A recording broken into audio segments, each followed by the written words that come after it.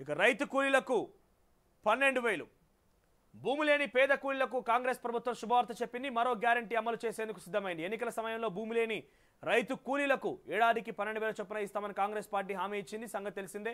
ఇక త్వరలోనే ఆ పథకాన్ని అమలు చేసేందుకు సిద్ధమైంది. నిరుపేద కూలీలకు ఏడాదికి 12,000 రూపాయలు ఇస్తామని హామీ ఇచ్చింది. ఈ నెల 28 నుంచి ప్రజాప్రభుత్వం అమలు చేస్తుందని ఉప ముఖ్యమంత్రి బట్టి విక్రమార్క తెలిపారు. ఖమ్మం జిల్లా కాంగ్రెస్ పార్టీ కార్యాలయంలో ఏర్పాటు చేసిన మీడియా సమావేశంలో ఆయన మాట్లాడారు. దేశ స్వాతంత్ర్యం కోసం ఏర్పడిన కాంగ్రెస్ పార్టీ ఆవిర్భావం రోజున డిసెంబర్ 28న నిరుపేద కూలీలకు మొదటి విడత డబ్బులు 6,000 రూపాయలు ఇస్తామని ప్రకటించారు. వచ్చే సంక్రాంతి నుంచి రైతులకు రైతు భరోసా డబ్బులు అందజేస్తామన్నారు. తమ ప్రభుత్వం అధికారంలో వచ్చినప్పటి నుంచి ఇప్పటి వరకు వ్యవసాయానికి రైతుల కోసం నేరుగా 50,953 కోట్లు 50,953 కోట్ల రూపాయలు ఖర్చు చేసిందని చెప్పిండట. మరి ఎడబైన ఆ ఖర్చు అంతా రుణమాఫీ ఎట్లా అట్లనే ఉన్నది. రైతు భరోసా అయ్యలేదు ఇప్పటివరకు. ఇంకా 10,000 నుంచి 15,000 వరకు అదనంగా రైతు లబ్ధి పొందుతున్నారని తెలిపారు. ప్రజాప్రభుత్వం రైతుల పక్షపాతిగా పనిచేస్తుందని స్పష్టం చేశారు. 10 ఏళ్ల అధికారంలో అనుభవించినటువంటి బీఆర్ఎస్ రైతులకు ఒరగబెట్టింది ఏం లేదన్నారు.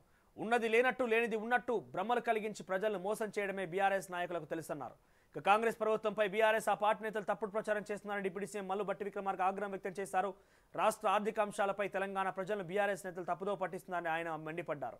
కేసీఆర్ పాలనలో రాష్ట్రాన్ని అప్పులపాలు చేశారని, రాష్ట్ర ఆర్థిక వ్యవస్థను అస్తవ్యస్తం చేశారని బట్టి ధ్వజమెత్తారు. బీఆర్ఎస్ పాలనలో 7,11,911 కోట్ల రూపాయలు అప్పులు తెలంగాణను ప్రజలు మిగిల్చారని బట్టి ఆరోపించారు.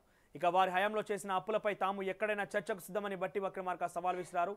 ఇక గత ప్రభుత్వం చేసిన అప్పులకు సంబంధించి ఇప్పటివరకు 66,722 కోట్ల రూపాయల బ్యాంకుకు చెల్లించినట్టుగా ఉప ముఖ్యమంత్రి బట్టి విక్రమార్క తెలియజేశారు. ఇదేం లేదు, ఓవరాల్గా ఒకటి ఏంటంటే భూమి లేని నిరుపేదలు ఎవరైతే ఉంటారో వాళ్ళందరికీ ఈ వచ్చేటువంటి డిసెంబర్ 28న నిధులు విడుదల చేస్తారట. మొదటి విడతలో భాగంగా 6,000 రూపాయలని వారి ఖాతాలో జమ చేస్తారట. మరి భూమి లేని నిరుపేదలు ఎట్లా గుర్తిస్తారంటే చూడాలి, మరి ఎట్లా గుర్తిస్తారు ఏందో. ఎందుకంటే ఇక్కడ డౌట్ ఏంటంటే ఒక తండ్రి పేరు మీద కనుక 4 ఎకరాల 3 ఎకరాల భూమి జాగా ఉంటే, పిల్లలిద్దరికి కొడుకులిద్దరికి వివాహం కనుక అయ్యి ఉంటే, వాళ్ళ పేరు మీద ఒకవేళ కనుక ఆ భూమి ట్రాన్స్ఫర్ కాకుండా ఉంటే, వీళ్ళకు కొత్త రేషన్ కార్డు కనుక అప్పటికే వచ్చి ఉంటే వీళ్ళకి ఆ భూమి వర్తిస్తుందా, లేదంటే వీళ్ళకి ఆల్రెడీ ఆ రేషన్ కార్డు మీద భూమి ఏం లేదు కాబట్టి వీళ్ళకి రైతు కూలీగా గుర్తించి 12,000 రూపాయలు అందిస్తారా, ఎట్లా ఉంటుందో చూడాలి.